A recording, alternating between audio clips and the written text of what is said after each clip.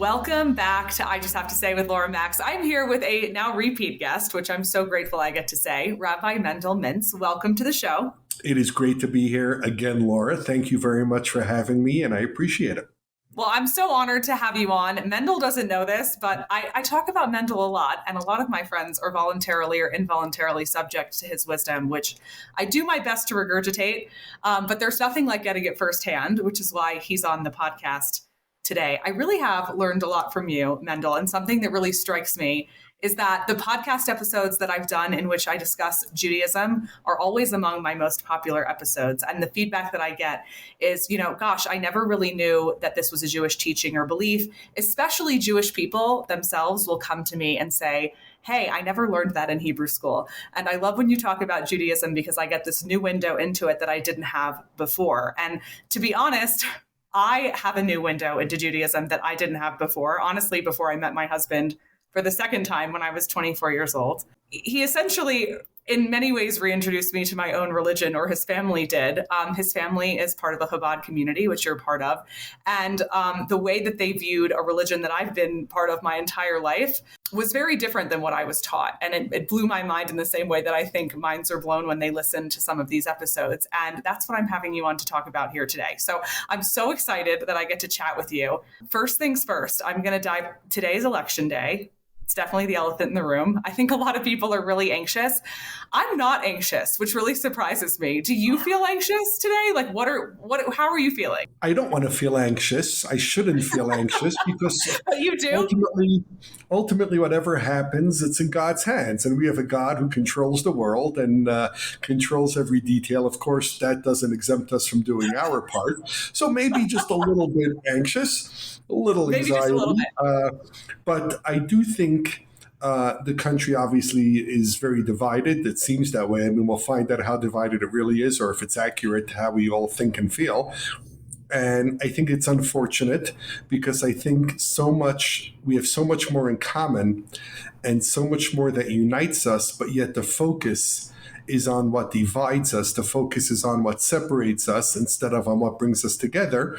And that just drives friends apart, families apart, communities apart. And that's very unfortunate when we can disagree without being disagreeable. You and I can be close friends, as we are with all our members of our community center and synagogue here.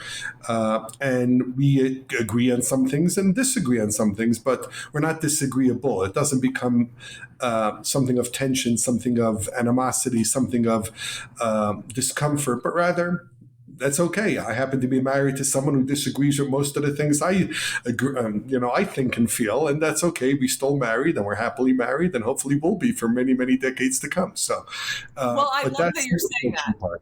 I love that you're saying that, and I think I think if I'm anxious about anything today, which I guess I am a little anxious, it's that it's the fallout that I'm so concerned about, and. I think we've lost the plot. I mean, what you just described, even though you're making a joke about, you disagree with your wife about all these things, which you may well disagree with her. And I disagree with my husband about a ton of things going on in the world at large, but we still get along. We still can talk about it. We can still have civil discourse. And I worry so much about how much we've lost that ability because our values have become more important to us than each other. But beyond that I think when you look at people and who they're voting for, I think a lot of people want to demonize other people if they're voting for somebody that they're not voting for.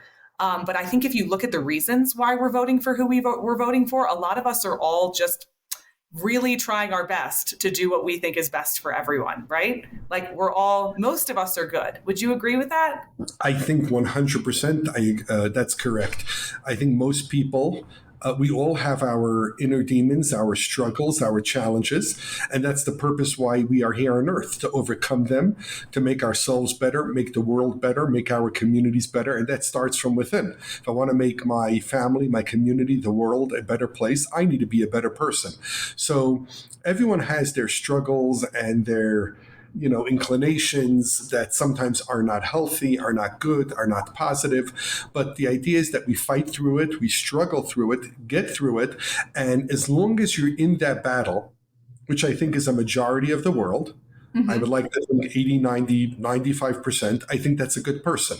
Someone who gave up on that struggle, someone who does not care about that struggle of doing better, of doing more, someone who's indifferent to that struggle, that's unfortunately where the problem is. But as long as one's engaged and wakes up in the morning and wants to see a better self, a better world, a better family, a better everything, materially, spiritually, everything, in every which way, a more happier, wholesome, healthy family, and does something about it, that means they're a good person. Doesn't mean they're perfect, but that means they're a good person and trying to do the right thing, and that should be commended. Well, I love that perspective, and I think you bring up looking at people and seeing that if they're doing their best, they're doing their best. I think there are a lot of things I think as I was growing up, I never really imagined that certain thoughts that I have would evolve, or that I would see a different perspective that I don't currently have. One of the things that I didn't grow up with, and this may shock you, growing up in New York City, I went to school with a lot of other Jewish kids, and I did not know that people were anti-Semitic. I didn't understand that concept. It didn't really dawn on me, honestly, until I was 13 years old. I moved to Texas, and I was the only Jewish kid. And I didn't know that people thought that I had horns, or that they thought that there was something inherently wrong with me because I was Jewish. This was brand new information. My husband grew up in Texas, and he finds it hilarious that I grew up this way because, of course, he knew that anti-Semitism existed because of where he grew up. Anti-Semitism is one of the things that has been pretty in our faces this last year. And one of the things that I think has a lot of focus right now and has definitely changed the way that I feel going into this election as it becomes a larger and larger issue. I used to joke that, I used to joke that people are anti-Semitic because they think, Jews have hacked the system and they, have made all the money and they're in control and they're really smart. And I'm like, people are judging me because how do I meet those Jews? I'm like, is this why people don't like me? Like my pride in being Jewish has never faded, no matter what I've learned about why people don't like Jews. That has stayed the same. That being said, I've never been more aware of how many people don't. And I have talked to so many people going into this election who are voting for either Kamala or Trump based off of what they think that's going to mean for Jewish people and for anti-Semitism. They're afraid of the exact same things, and they have decided on a totally different candidate to try to protect themselves from that. Why, as you see what's going on in Israel right now and the fallout from that, I'm going to New York. You were just there. I'm going in a few days with my mom. I was there a few months ago. It was kind of weird walking down the street and being protested at, et cetera. What do you make of what's going on right now? And what do you see happening? Do you have any future predictions? I know you're not a psychic, but what do you see happening with everything that's happening right now? Wow, that's a long question and requires many, many weeks to answer. Where do I start? So a couple of things to touch on the hatred of Jews is not a rational thing. As a matter of fact, any hatred is not really rational. I understand hate that can last a week, an hour, 5 minutes, because someone feels hurt or someone feels offended. But this hate against something you don't even know, you don't even see, you never experienced, is so irrational. It makes no sense that it's almost disturbing that people have it. And I almost feel bad for them that their lives are so meaningless that they grabbed onto something so negative and so tragic, such as hate. But I think from a Jewish perspective, we may not be able to control what other people do, but we control, like in everything in life, how we react. And I think when you see the hate directed against the Jewish people, be it Israel and the Jewish people the world over, from so many different circles, from so many different places, I think there's something about that tells me, what is it about the Jew that triggers such hatred? And while you, I, and most Jews we know, if not all Jews we know, don't think we're special, we don't think we're that unique or that, or I know I don't control any banks or newspapers, maybe one day. But we don't feel of ourselves anyone different. We have the same challenges trying to go out and, be happy and healthy and raise our families and raise our children in safe and secure environments and get them the greatest education possible and raise them to be proud and committed Jews. But we don't think of ourselves different really than anyone else. And when you see this hatred directed at us, it tells us the Jew is special. And we have a purpose and we have a mission to be a light in the darkness. And a lot of the positive things that exist today in the Western world are really Jewish contributions to humanity and to society. And it's our job to continue being a light. So on a practical level, the worst thing a Jew can do at a time like this is hide. Say, I don't want to wear my yarmulke in public. I don't want to be seen as a Jew in a public place, in the subway in New York or walking on a street in LA, Chicago, wherever it may be. Because I can be screamed at, I can be harassed, or God forbid, even worse, be physically threatened, hurt, or even killed tragically. But I think this is a time to the contrary. We need to wear our Jewish pride and wear it on our sleeves. If we have a Jewish star, you wear it, a necklace, a band, whatever it may be. This is a time to stand up for who we are. And by the way, that is fighting darkness with light. When you don't fight darkness with darkness, that just adds more darkness. You fight darkness by adding light into the world, and every single person is capable of that. And I think that's where it's unique and special to do our job. Now, I want to mention one more thing. I'm no historian, and I don't know the historical. I can't comment with any sophistication on historical anti-Semitism besides just being a, basic student of history and reading a lot. I'm certainly no historian, but I do think we're living in a generation when more and more non-Jews, where more and more Gentiles actually appreciate the Jew. They like the Jew. They respect the Jew. And yes, sometimes it's almost all or nothing. There's no indifference to the Jew. We can't go a day where only not even, 0.5% of the world's population, yet if only the New York Times will keep us off the front page for a day or two, it'd be nice. But there's something that I see when I go to the market, when I take a walk in town, the amount of people that stop me, and I don't know if this is a fact, but I think that historically that was not the case. When the Jew was targeted, they had nowhere to go, nowhere to run, and very little, if any, support from their non-Jewish neighbors and friends or community. Now we're at a time where I have people calling me here and saying, what can we do to help? A local church even reached out and said, do you need help with security? We have members who can help. And I think that type of love, that type of warmth, that type of respect is something that gives me, a lot of confidence in the future. That while, yes, there is a lot of animosity and a lot of hate, but there's also a tremendous amount of good, kind, caring, loving, decent people out there. Yes, it's in the majority because they don't run around screaming and harassing and barking at people. But the silent majority, and they're silent, understandably so. I wish sometimes we were all they and us a little louder in defending what's right, just, and moral. But I think this is unique about this generation is that we are not alone. And we have a lot of support in this fight with us and people who stand with us and stand with Israel. And because of that, and not only because of that, but that's one of the reasons I believe that the future will be positive, will be good, will be a united nation, a nation where we care for one another, where we put our friend and neighbor before us. And it's actually the Jewish approach to put the other person before you, which leads to your own inner joy and happiness. And I think that will happen. And you see that already on a personal level. We see that amongst families, amongst friends, amongst communities. So I think it just has to spread a little more on a national level. And by the way, it's not just the United States, it's the whole world that's upside down right now. And we're seeing all kinds of craziness from all corners of the earth. And I think things will be okay. And as Jews, we stay optimistic, we stay positive, and we don't say, when there's a problem, we don't say what's going to be. We say, what am I going to do? And that's our response. And we take the best from every situation, right? That's something that I've learned from you, is that in every moment, right? Even if something feels like it's a terrible situation or a terrible instance, it's our job to take the lesson from it, to take the most positive perspective we can.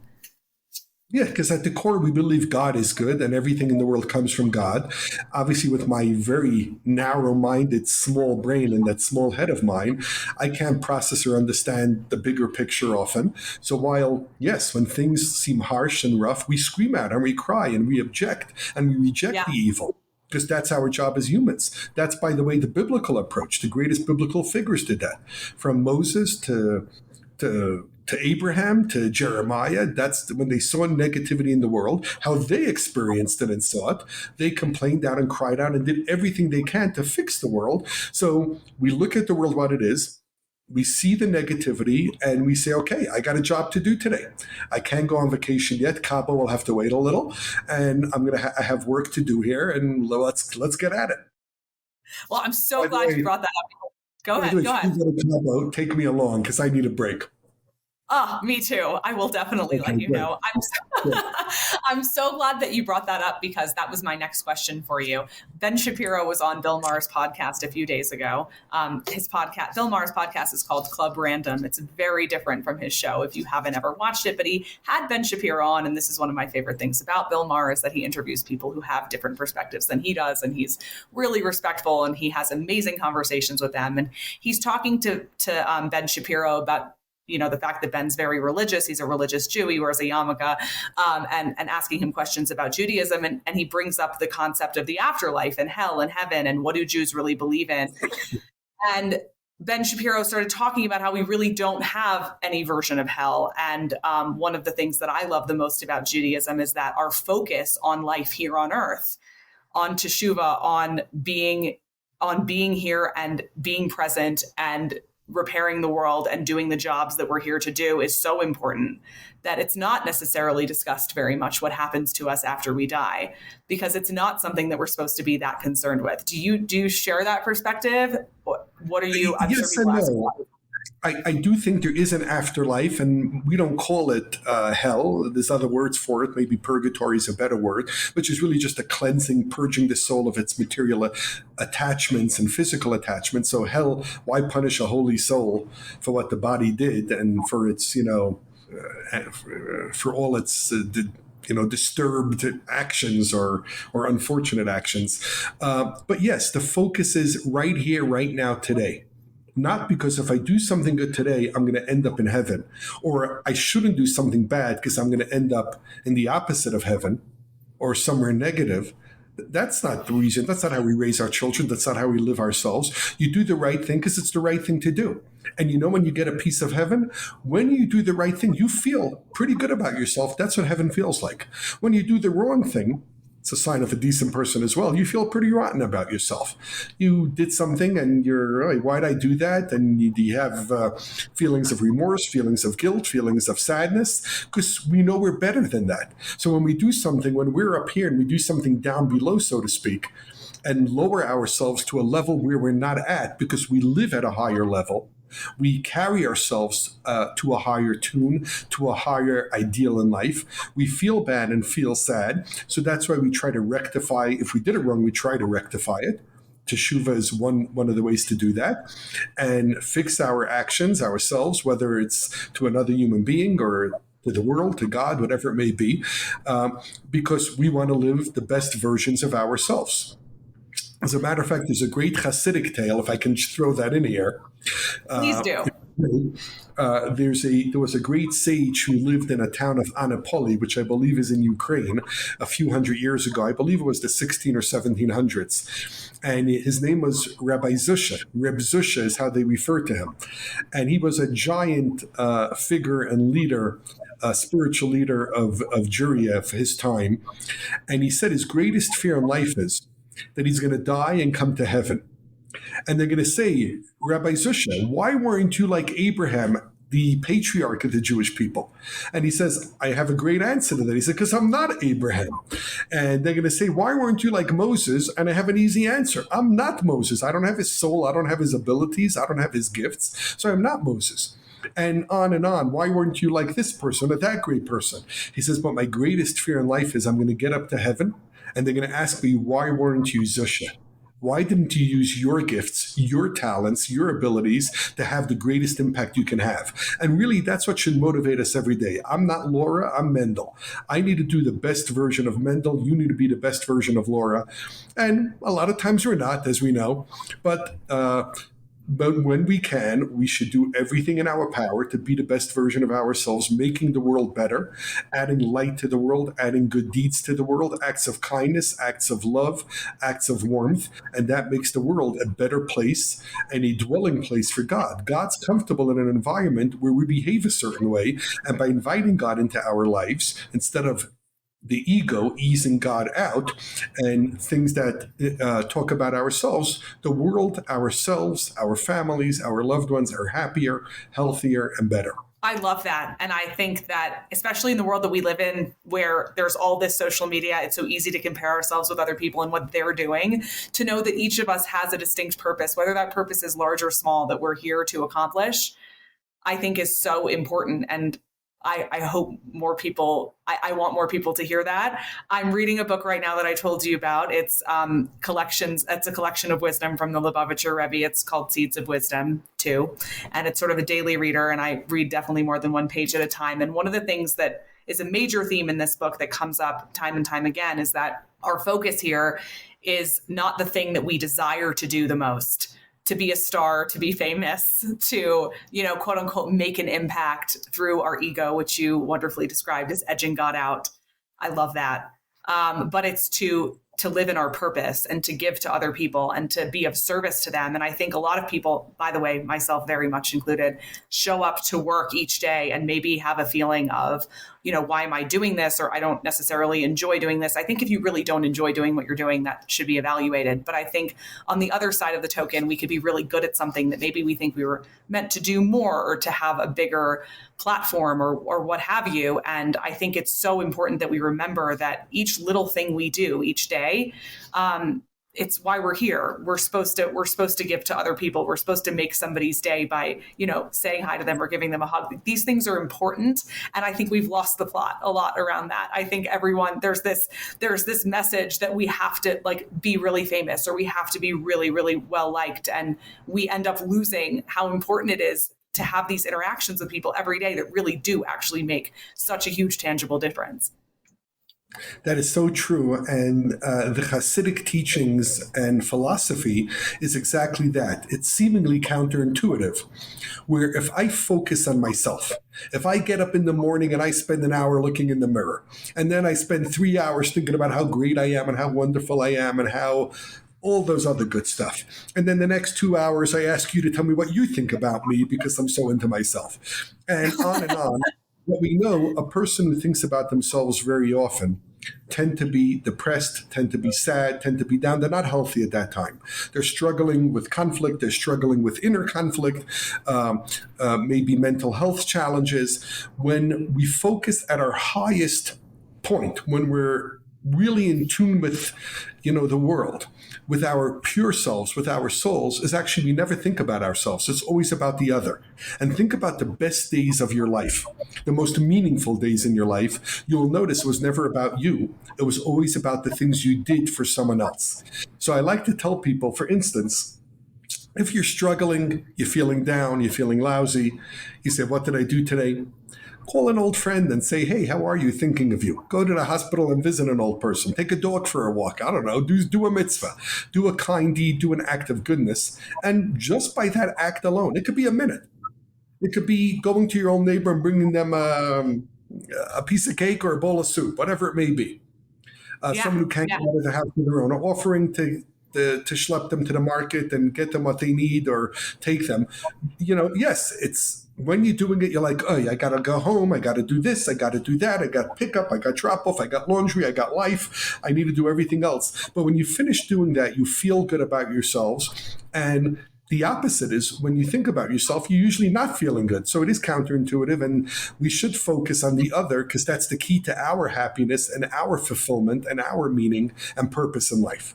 I'm so glad you said that. And I love that. And I think it's so interesting hearing you say it, because I would say that the general, the sort of worldwide messaging going on right now is almost exactly the opposite of what you just said. And you were talking about how, giving to, like, when we focus only on ourselves, it actually yields more depression and more anxiety. And I think we've never had more depression and anxiety, and we've also never been so focused on ourselves. And I think, like, I have a lot of faith that people are starting to see the correlation. But I watched, like, what you're saying. I hear it. I believe it to be true. And also just the way that I think most people are being made to believe that the way that we get beyond these things, depression, anxiety, et cetera, is actually by increasing the focus on ourselves. I find it to be such a relief that I don't have to. I find it to be such a relief that I don't have to, necessarily gain any type of notoriety in order to be impactful. And I think that, or I don't have to focus on myself so much, like I can take the pressure off. I think that adds this sort of pressure that we need to be perfect that gets in the way of actually doing meaningful things. Right. It's important to focus on ourselves to the point where we're physically and emotionally and mentally healthy, of course. You have to put on your own oxygen mask before you help someone else. But once you do that, obviously, take care of yourselves physically, be whole, eat well, exercise, do whatever you got to do. But then that's where that stops. And then the focus turns outward to others. And that's really the key. Yeah. Okay. So I was talking in the beginning of this podcast about how there are so many things that I've learned from you, from my husband and his cousins about Judaism that I didn't know, until I was honestly at least halfway into my 20s. One of the things that I love, you just observed your father's yard site. So do I say, may his memory be a blessing? Yeah. Is that still relevant? Thank you. Yes, thank you. Yeah. And my father passed away, over a year ago now. And one of the things that I love and appreciate so much about Judaism that when we have a loved one who's really close to us who passes away, we have a very specific set of rules that we're supposed to follow for the first year after that loved one dies. And I'm sure you followed those rules much more closely than I did, but I still appreciated very much having them. And I thought to myself, how wonderful this is that it feels like love. It feels like protection that, I'm not allowed to do these things in this year after my father has passed away, and that's protecting me from basically like overexposing myself or overdoing it in a time of grief and mourning, among many other things. And as I was having that appreciation, I was thinking, I think that rules in general have gotten a really bad rap. And a lot of people are really afraid of them, as you can see. And a lot of people are really afraid of subscribing to anything, particularly what we've come to know as quote unquote organized religion, because of the way that it makes people feel almost like barricaded. And it's actually, in my experience in the last 10 years of my life, the opposite. And how grateful I felt to have these boundaries on what I can and cannot do so that I can actually grieve the passing of my father in a way that is healthy for me and my family and et cetera. What are some of the rules? I'm asking you this without having told you that I was going to ask it, so you have to think on your toes. But what are some of the rules in either the grieving process and the mourning process, or otherwise in Judaism, that you feel are the most helpful to Jews who observe them, that you would want more people to know about? Thank you. So first, let me just throw out the concept of rules. When we think of rules, and certainly as youngsters, when we think of rules, we think it's restricting us, it's containing us, it's holding us back, it's keeping us in line. But in Judaism, the traditions, the laws, I don't like using the word rules. It reminds me too much of elementary school or middle school. I think a lot of people feel that way. But when you think of we won't call them rules. Exactly. When you think of all those traditions, in Judaism, it's actually the opposite. They're not meant to constrain or restrain you. They're not meant to hold you back. They're not meant to keep you in line. To the contrary, they're there to empower you to reach your ultimate your ultimate height, your give you the tools to get where you need to go. So you may think it's holding me back, but in reality, it's actually creating a greater gift. It's sort of like the kid who says, I don't want to go to school. Why torture me and send me to school? And you tell your kid, I'm not sending you to school to torture you. I'm sending you to school so you have so much more opportunities and so much more that you can get done and lead a better, happier, and healthier life when you get older. So education all those rules may seem painful and stressful, but in reality, it gives us so much more in life because we have the ability to do so much more and live a better quality of life. So rules are meant to empower us, or the traditions. When it comes to mourning, the prophet, one of the prophets says in Judaism that the living shall take to heart. And what that means is that passing is a transition. So yes, it's sad, it's difficult. The physical presence of the person we cared for, the person we loved, the person who meant so much to us is no longer there physically. But they're there spiritually, and in a way even greater, because they're not limited by a physical body. They can transcend the physical now and be even a greater source. The soul can shine even greater than when it was confined to a body. So the first thing is that we want to create a legacy, a living legacy.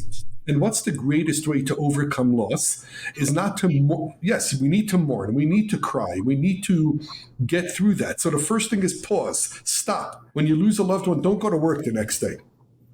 Stay home. Be with your loved ones, process what happened, reminisce, talk about what happened.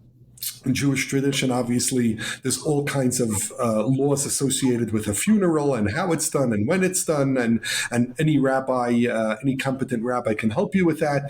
And if you have other traditions and other religions, I'm sure that's all meaningful ways to mourn. So the first thing is creating after this period of mourning, where you paused, where you stopped and acknowledged something great just happened. Not great as in positive, but great that the world just changed. A person that brought me into this world or helped me be in this world or was a partner with me in this world just physically went away. And you don't just pretend it didn't happen. Because if you do, 10 years later, you'll still be mourning and have feelings of guilt. But you process what happened, and it's the way of the world. It's the way God created us. And then we overcome. And then that's where the true test of our love begins. Do we create a legacy? So in other words, my dad, I know he had certain qualities and certain things he cared deeply about. I think first and foremost was his children and family. Was very important to him. So by me doing what he did to my loved ones and my friends and my community and my congregation and people who I know, who I become acquaintances with, I keep his legacy alive. By me behaving a certain way and in an appropriate way, it's a credit to him because that's who brought me into the world together with my mom. May she have many more happy years. So some of the things is what do we do to create a legacy? And that's the greatest comfort as well. When I know I'm living a meaningful life and following in the footsteps, not that everything our parents did were perfect, by the way. They did a lot of things that really have hurt us and insulted us and bothered us, and sometimes even very disturbing behavior, by the way, which there is no excuse for. But just because they had weaknesses like you and I and everyone else doesn't make them bad people. They had challenges, maybe much greater than the challenges we have to deal with, so we can comprehend and understand what they went through and what they had to go through and what they had to overcome. And who knows how they were raised and what their parents did to them. So it's very easy to judge sitting here today, but judging doesn't help us get anywhere. The idea is to focus on the positive, accept apology and forgive for the unfortunate memories that we may have had in life, and then take that positive and create something great out of it, create something meaningful from it. And the way to do that is by living a meaningful, purposeful life. So mourning consists of, just getting back to the traditions, stop, pause. In Judaism, you do the funeral as quickly as possible out of respect to the deceased. And after that, you follow that up with a week of mourning where friends, loved ones, neighbors, community comes and greets you. We call it Shiva. Shiva actually means the number 7, as in a week, but sitting Shiva is the term that's used, as in you stay home and you mourn your loved one and you process it and you get comforted and you feel the energy and you feel the love and you feel the friendship. And that gives you the tools now to get up after a week and go back into life, go back into the world and do what needs to be done and have a proper impact. And then obviously out of respect to a parent who's lost or a loved one who's lost, there's different levels of mourning. Some will not listen to music, so they don't feel it, so it doesn't seem inappropriate. You know, a loved one just died and I'm here dancing to music. So however, you know, again, different customs, different traditions. In Judaism, you could go to Chabad.org or any other place and look up all the laws and customs. And I think the primary concept is that till the funeral, we do everything to honor and respect the deceased. That's the goal. Once the funeral is over, once our loved ones are in the ground and at peace because they're in heaven in God's hands, which is great, our job is to do everything to comfort those who suffered the loss, those who are mourning. So what can we do? Can we bring them a meal? Can we give them a call? Can we send them a beautiful message or share a story that we remember about their loved one? And so on and so forth. And that gives us the inspiration to continue the journey. I love that. And I love that we do bury our loved ones. It's within 24 or 48 hours? Well, the goal is as soon as possible. It's as soon as possible. I remember it being a number of hours, but I remember how fast it was. And I remember a lot of people telling me when we had my father's funeral, like, oh my gosh, is that really hard? That's so fast. And I said, actually, it's kind of, I feel like it's compassionate that I can do this quickly.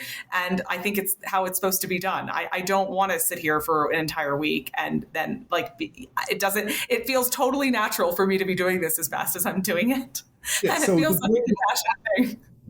You're exactly right, Laura. The goal is, you know, you do it what brings the most respect to the deceased. So to say, oh, I got a meeting in Chicago tomorrow and I'll be back in 3 days and we'll talk about the funeral. I didn't want him hanging there. You know what I mean? Now, if you have if the deceased has a son or daughter or sibling in Australia and it's going to take them 2 days to get here, then, right, you know, sure, if that's going to bring honor and respect to the deceased because a loved one will be there, then there's reason potentially to delay a funeral. So the idea is it's not an hour, a day, 24 or 48. The idea is in the most dignified manner as fast as possible. In Israel, they even do funerals at night for that reason. So if someone passes at 2 in the afternoon, by 8 p.m., they're usually in the ground. They just go straight to the funeral and it's within a couple of hours. But, you know, here it's much more complicated. We need to get the funeral homes and get everyone involved and make all these calls and pay all these big bills for whatever reason. I'm not sure why at funerals they all come up. And then, you know, deal with the day-to-day. So, again, the goal is what is most respectful. So if it takes an extra day or two, as long as it's for the right reasons, I think that would be acceptable. So your son-in-law, Yossi, actually came. He was the rabbi for my father's funeral, and he came to visit me when I was with my dad, when my dad was really on the way out. I think he had like 24 more hours left at that point. And prior to that, you know, I'd had some discussions with my father about dying, and you just brought up heaven and being in God's hands. So I'm going to ask you about that. My dad was very, very afraid of dying. And it was really the only time that he would get emotional in the process of dying was when he would think about that concept and where was he going to go. And I'd watched it. I know my dad is a very practical person, so I needed to have evidence with me in order to help him feel better about this journey that he was going on. So I'd watched a documentary on Netflix called Surviving Death. And I don't know if you've seen it, but in the documentary I think it was a while ago now, but I feel like there were about 600 people that had all had what they refer to as an NDE, which is a near-death experience. And they all had a very similar experience in which they essentially were pronounced dead and revived here on Earth. And when they were dead, it was so wonderful that they didn't want to come back. And when they survived, right? When they all survived, being here was they didn't want to leave. They didn't want to leave. So they were in a support group, basically, for people who had near-death experiences. And apparently, if you research it, this is a very universal thing. A lot of people who've had near-death experiences experienced going home and then coming back have a very hard time being here, which is why I love, and I brought this up with you earlier. One of the reasons why I asked you earlier in the podcast about this emphasis that Judaism places on life here on earth is because, I love this idea that it's really, really important that we're here. And also we're not necessarily supposed to know what's going to happen later, because I imagine it might be a little bit like that, like all these people who've had these near-death experiences who don't necessarily want to come back. When you think about what happens after we die, do you imagine that these people were all right, that it is that wonderful? Like, we don't really talk about this in Judaism. Do you have a personal opinion on it? So for the person who died, there's no concern. They're in the loving embrace of the souls of their loved ones and the angels and God. It's heaven. It's blissful. It's perfect. The soul is back home. For those left behind, it's painful. It hurts. It's tragic. We want to hold on forever. For somebody, it's natural to feel fear, especially of the unknown. Our whole life depends on, we breathe. And when we stop breathing, what happens? And it's scary. It's the unknown is scary. And there's no greater unknown than the end of life. We can imagine and think of a lot of things of what it may look like or feel like. When it comes to afterlife, it's where do you even start? So we know from our tradition that for the deceased, it's not a bad thing. It's a sad thing, both for the deceased because they no longer can have an impact here on earth, but they're in a great place. And it's sad for those left behind who have to deal with the loss. And if the loss is a tragic loss, a young age or whatever it may be, it becomes, doubly painful. But heaven is a good place. And the afterlife is something positive and good. I can't talk about near-death experiences because I never had it, and I'm not sure I fully process and understand what exactly that is. I've read about it, I've heard about it, but I suppose it's one of the things, unless you've experienced it, you don't really know what it's like. So I'm not discounting it. I just don't know what exactly it is and how you feel. And during, after, before, I can't really comment with any knowledge on that. I believe the phenomenon is true. I'm sure it happens to people. I'm not sure what that means. But we don't know, and I think we should take comfort in it's okay if we don't know. I don't need to know everything. I don't need to be the king of everything. I need to be decent today and right now. And then tomorrow, do the best I can. And if I'm blessed with another day after that, do the best I can that day. And I don't know. And we have to accept certain things in life we just don't know. I love that. And I think there's no better wisdom for a day like today, November 5th, 2024. We just don't know. And we just have to do the best we can every day, right? That's exactly it. We don't know. And I think we should be okay and comfortable with the concept in life that we don't know. We should work, learn, do everything we can to attain knowledge, and then also have the humility to say, I don't know. And there's nothing wrong with that. And it's liberating. It feels good. And when I tell people I don't need to know everything, I tell it to my wife a lot too, by the way. When I tell people I don't need to know everything, it's okay. And by the way, it saves me from a lot of gossip also, and a lot of he did this and she did that. Okay, whatever. I don't need to know what everyone did. And if I can just figure out my own behavior and figure out my own life and get my own act in order, then, it's all good. Then it's all good. Well, I so appreciate everything that you shared today, Rabbi Mendel. And thank you so much for coming on and chatting with me again. You brought up parents and honoring your parents. We talked a little bit about that. If you want to hear more from Rabbi Mendel Mintz, our previous episode is actually about honoring your mother and father, especially if the relationship is complicated. So if that was something you want to hear more about, go listen to that episode. Thank you again for coming on. And I know I'm going to ask you to come back after we have election results, but thanks for talking to all of us today while we're anxiously awaiting them. Thank you, Laura. I appreciate you having me, and I look forward to coming back, and I look forward to celebrating at the watch party with you tonight. The watch party. Are we having a watch party? I'm not. I'm just joking. I'm going to sleep tonight. I feel like we should be having a watch party. I'm going to bed tonight. Maybe when I wake up, I'll get the results or not. But who knows? Who knows how long it's going to take? Either way, thank you all for joining us, and I look forward to joining you again next time.